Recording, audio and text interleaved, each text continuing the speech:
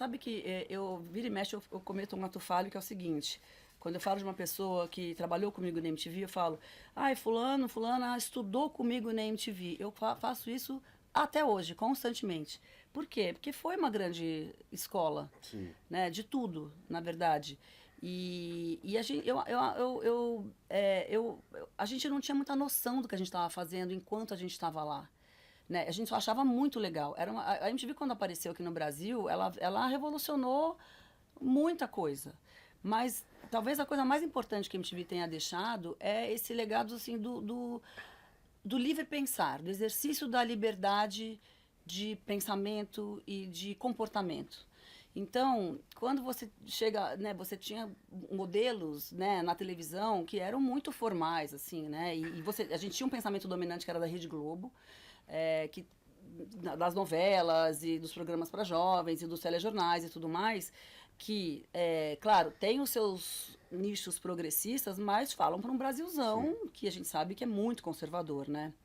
E quando a MTV chegou, quando a gente liga a televisão, aí você vê lá a Maria Paula, aquele jeito dela, dando risada, e a Astrid, com aquela espontaneidade, o Zeca com aquela tiara na cabeça, com o cabelinho comprido, e aí o Thunder falando palavrão e errando e sendo igual a gente querendo ser, na verdade, quem estava fora queria ser que nem eles. Sim. Mas era assim, era muito horizontal, era muito papo reto.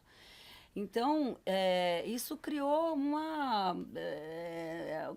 sei lá, uma atmosfera, uma coisa muito Você acha que a MTV foi um dos canais mais democráticos que já teve a TV brasileira? Eu acho que sim, no sentido de que a MTV que exerceu a democracia, a democracia. Então, porque a democracia é difícil de exercer.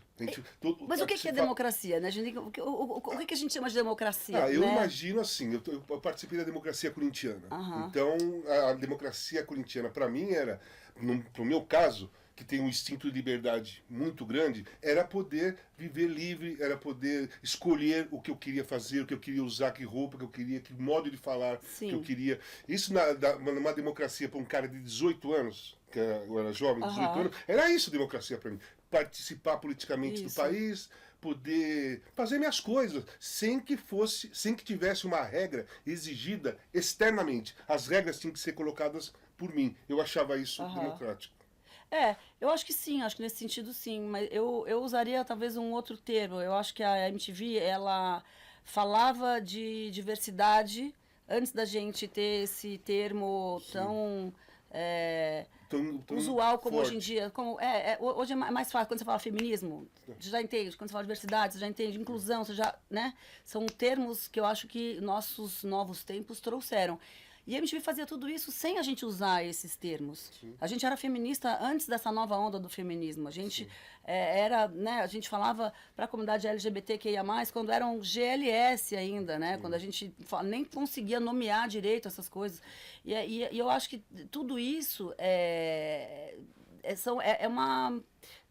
a gente foi muito precursor de muitas coisas. Sim. Né? E fomos vanguarda de uns novos tempos, inclusive que são tempos globais, isso não era só no Brasil, né? Sim.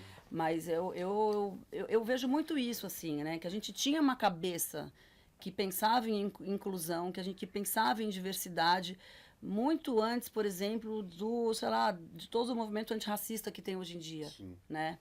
Inclusive, essa talvez seja a única coisa que eu acho que a MTV não foi tão a fundo quanto a gente poderia ter sido na questão racial, sabe? Sim. A gente tinha, claro, a preocupação da gente ter VJs, negras e negros, mas a gente tinha poucas pessoas pretas trabalhando em altos cargos. A gente acha que o Jorjão, Espírito Santo, e eu não consigo lembrar de outra pessoa, né, nesse sentido. A gente não tinha esse pensamento de que a gente tinha que fazer essa reparação histórica, sabe? A gente não falava tanto desse assunto. Hoje em dia é muito mais fácil a gente entender, né? Também estou fazendo uma meia-culpa com a visão, uma perspectiva de hoje em dia, que é muito mais fácil. Você olha e fala, puta, claro, isso aí podia... Mas enfim, não foi. No entanto, eu acho que, por exemplo, para a comunidade LGBTQIA+, a gente fez um baita de um bem. Porque isso é uma das coisas mais legais que eu ouço hoje em dia, quando as pessoas vêm falar comigo. Nossa, você, na minha adolescência, minha infância, muita gente fala, ai, você é minha parte da minha infância. Eu, ai, desculpa, que infância. Eu falei, não, gente, eu sei quantos anos eu tenho, não tem problema nenhum, tá tudo certo. Mas assim, ele vem falar que eu morava lá no interior de Goiás, e uma família muito repressora, e eu assisti MTV, e aí vocês falavam que era tudo bem eu ser como eu sou.